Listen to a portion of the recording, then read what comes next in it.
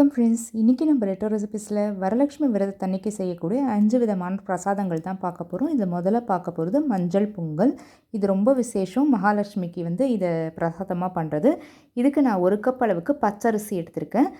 ஏதாவது ஒரு cup measurement எடுத்துக்கோங்க. ஸ்டாண்டர்ட் கப்பு நான் எடுத்துக்கல.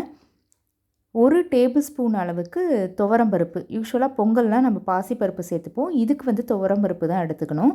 அதை நான் ஒரு வாஷ் பண்ணிட்டு ஒரு 10 நிமிஷம் ஊற வச்சுருக்கேன். அவ்வளோதான். இப்போது ஒரு ப்ரெஷர் பேனில் 3 மடங்கு அளவுக்கு தண்ணி சேர்த்துருக்கேன். 1 கப் எடுத்திங்கன்னா 3 மடங்கு அளவு தண்ணி சேர்த்து 1 டீஸ்பூன் மஞ்சத்தூள் சேர்த்துடலாம். இப்போ ஊற வச்சுருந்த பருப்பையும் அரிசியும் ஒன்றா சேர்த்துடலாம். இதுக்கு நான் உப்பு சேர்க்கலை. இது நல்லா 3 வாட்டி ப்ரெஷர் கத்தி முடிஞ்சதுமே ஆஃப் பண்ணிவிட்டு திறந்து உப்பும் நெய்யும் மட்டும்தான் இதில் சேர்க்கணும். மற்றபடி மிளகு, கருவேப்பிலை, இஞ்சி, முந்திரி அதெல்லாம் எதுவுமே கிடையாது. இது மகா நெய்வேத்தியம்னு சொல்லுவோம். சாதமும் அதாவது அன்னமும் பருப்பும் மட்டுமே ரொம்ப விசேஷமான பிரசாதம். அதில் நெய் சேர்க்கறது அதுலேயும் விசேஷம். அவ்வளோதான், மஞ்சள் பொங்கல் ரெடி ஆயாச்சு. இப்போ அடுத்தது நம்ம செய்ய போகிறது காராமணி சுண்டல். நீங்கள் வெள்ளை கொண்டக்கடலை இருந்தாலும் செய்யலாம், வெள்ளை காராமணியும் செய்யலாம். இதுக்கு நம்ம ஒரு பொடி ப்ரிப்பேர் பண்ணிக்க போகிறோம். அதுக்காக ஒரு வாணலியில் கடலைப்பருப்பும் நிலக்கடலை 1 டீஸ்பூன், 1 வரமிளகாய். இது அப்படியே நல்லா கோல்டன் ப்ரௌன் ஆனதும் எடுத்து கொஞ்சம் குறப்பாக மிக்ஸி ஜாரில் பொடி பண்ணிக்கிறேன். இப்போ தாளிப்புக்கு கடுகு, உளுத்தம்பருப்பு, 1 வரமிளகாய். இப்போ உப்பு போட்டு வேக வச்ச காராமணியை இதில் சேர்த்துடுறேன். 1 டேபிள் ஸ்பூன் தேங்காயும் நம்ம பொடிச்சு வச்ச பொடியையும் இதில் சேர்த்து பரட்டிடலாம். கொத்தமல்லி, கருவேப்பிலை நம்ம இஷ்டம் தான், எவ்வளோ வேணாலும் சேர்த்துக்கோங்க. இப்போ மிக்ஸ் பண்ணிடலாம். இது வேர்க்கடலை வாசனையோடு இந்த காராமணி சுண்டல் ரொம்பவே நல்லாயிருக்கும். நிறைய வேர்க்கடலை சேர்க்கக்கூடாது, இந்த அளவு சேர்த்தா போதும். இது நான் 1/4 அழகு காராமணியை ஊற வச்ச அளவு. அவ்வளோதான். அடுத்தது இது இப்போது இலையில் பண்ணக்கூடிய இனிப்பு கொழுக்கட்டை எப்படி பண்ணுறது அப்படின்றத பார்க்கலாம். நான் இன்றைக்கி பாதாம் இலை எடுத்திருக்கேன். நீங்கள் எந்த இலை வேணாலும் எடுத்துக்கலாம். இதுக்கு ஒரு வாணலியில் நெய்யில் கொஞ்சமாக முந்திரி, திராட்சையை தாளித்து எடுத்துடலாம். அதுலேயே நான் 2 கப் அளவுக்கு தண்ணி சேர்த்துருக்கேன்.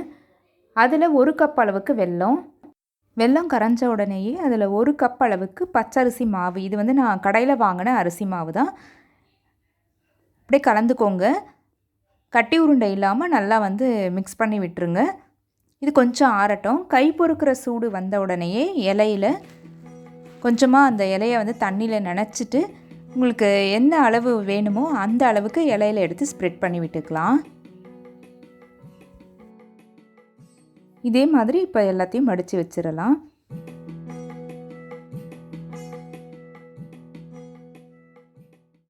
நீங்கள் வாழை இலை, தையல் இலை, இல்லை கொய்யா இலை எதில் கிடச்சாலும் பண்ணுங்கள். அந்த இலையில் அதோட வாசனையும் இதுவும் ரொம்ப டிஃப்ரெண்ட்டாக இருக்கும்.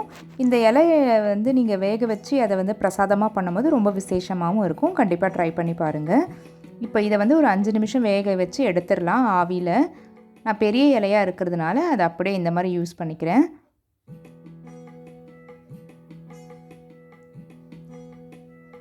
நீங்கள் இட்லி குக்கரில், ஸ்டீமரில் எதில் வேணாலும் வேக வச்சு எடுத்துக்கோங்க. 5லேருந்து 7 நிமிஷம் வேக வச்சா போதும். ரொம்பவே சாஃப்டான இனிப்பு இலை கொழுக்கட்டை ரெடி ஆயாச்சு. எல்லாமே நல்லா வெந்திருக்கு பாருங்கள். அந்த இலையோடு வேகும் போது அதோட வாசனையும் சூப்பராக இருக்கும்.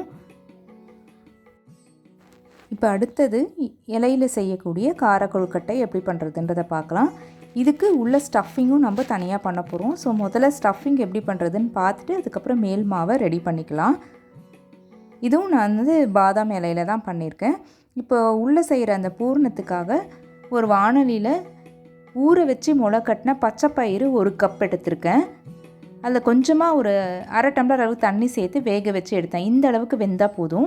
இது கூட 2 பச்சை மிளகாய் சேர்த்து குறப்பாக மிக்சியில் அரைச்சி எடுத்துக்கலாம். இப்போ திருப்பி வாணலியில் தாளிப்புக்காக 1 டீஸ்பூன் எண்ணெய் சேர்த்து கடுகு மட்டும் சேர்த்து அரைச்சி வச்சதை எடுத்துக்கலாம். கொஞ்சமாக உப்பு, 1 டீஸ்பூன் தேங்காய் சேர்த்து மிக்ஸ் பண்ணிக்கிறேன். அவ்வளோதான்.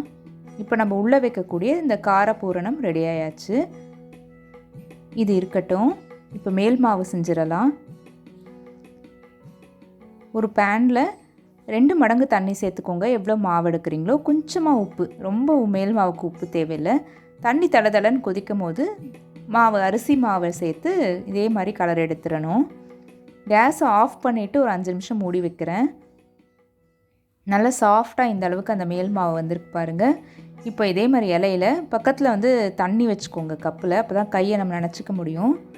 உங்களுக்கு எவ்வளோ தின்னாக வந்து அதை ஸ்ப்ரெட் பண்ண முடியுமோ அந்த மாதிரி வந்து அதை ஸ்ப்ரெட் பண்ணிக்கலாம். இலையில்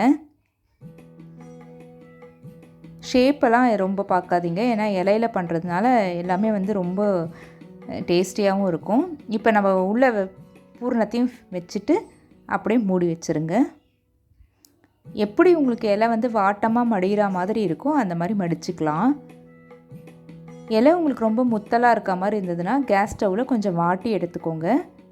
இந்த மாதிரி ரெடி பண்ணி வச்சிடுறேன். பெரிய இலையெல்லாம் நான் அந்த மாதிரி கட் பண்ணியும் யூஸ் பண்ணிக்கிறேன்.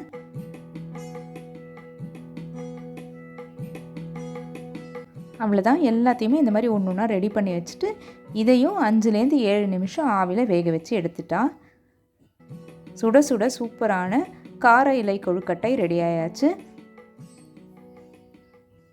இனிப்பு கொழுக்கட்டையும் கார கொழுக்கட்டையும் இப்போ நமக்கு ரெடி. இவ்வளோ சாஃப்டாக உள்ளே இருக்க அந்த ஸ்டஃபிங் பாருங்கள், நல்லா வெளியே வராமல் சூப்பராக வந்திருக்கு. இப்போ ரொம்ப ரொம்ப விசேஷமான தயிர் சாதம் எப்படி பண்ணுறதுன்றதை பார்க்கலாம். இதுக்கு அரை அழகு பச்சரிசியை 1 டம்ளர் தண்ணியை சேர்த்து நல்லா குழைய வேக வச்சு எடுத்து வச்சுருக்கேன். இதில் தேவையான அளவு உப்பு, தாளிப்புக்கு நெய்யில் தான் தாளிப்பு சேர்க்க போகிறோம். கடுகு, உளுத்தம்பருப்பு, கடலைப்பருப்பு, முந்திரி, திராட்சை, கொத்தமல்லி, கருவேப்பிலை, அப்புறமா கொஞ்சமாக வெண்ணெய் சேர்த்துக்கிறேன். நல்லா போட்டு பிசைஞ்சு எடுத்துக்கோங்க. இது வந்து கையிலேயே மிக்ஸ் பண்ணிங்கன்னா தான் வந்து நல்ல குழைய இருக்கும் தயிர் சாதம். இதுக்கப்புறம் நான் அதில் 1 கப் அளவுக்கு பால் சேர்க்குறேன். இது சீக்கிரமாக கட்டிப்பட்டுரும். 1 டீஸ்பூன் தயிர் சேர்த்து தயிர் சாதம் ரெடி பண்ணிடலாம். அவ்வளோதான். மஞ்சள் பொங்கல், கார இலை கொழுக்கட்டை, இனிப்பு இலை கொழுக்கட்டை, காராமணி சுண்டல், தயிர் சாதம், 5 பிரசாதங்களும் சூப்பராக ரெடி ஆயாச்சு. நீங்களும் நாளைக்கு இதை கண்டிப்பாக ட்ரை பண்ணி பாருங்கள். இதில் ஏதாவது ஒரு பிரசாதம் உங்களுக்கு ட்ரை பண்ணிங்கன்னா கூட உங்களோட ஃபீட்பேக்கை என்னோட கமெண்ட்டில் ஷேர் பண்ணிக்கோங்க. நீங்கள் செய்கிற பிரசாதங்களோட ஃபோட்டோஸ் அண்ட் கிளிக்ஸ் எதுவாக இருந்தாலுமே வந்து இன்ஸ்டாலேயோ இல்லைனா மெயில் ஐடியிலையோ ஷேர் பண்ணுங்கள். இது பிடிச்சிருந்தா ஒரு லைக் கொடுங்க. நம்ம சேனலை இது வரைக்கும் சப்ஸ்கிரைப் பண்ணலைன்னா கீழே இருக்க ரெட் கலர் பட்டனை கிளிக் பண்ணிவிட்டு கூடவே வர பெல் ஐக்கனையும் கிளிக் பண்ணிங்கன்னா எல்லா நியூ வீடியோஸும் உங்கள் நோட்டிஃபிகேஷனுக்கு உடனே வந்து சேரும். தேங்க்யூ.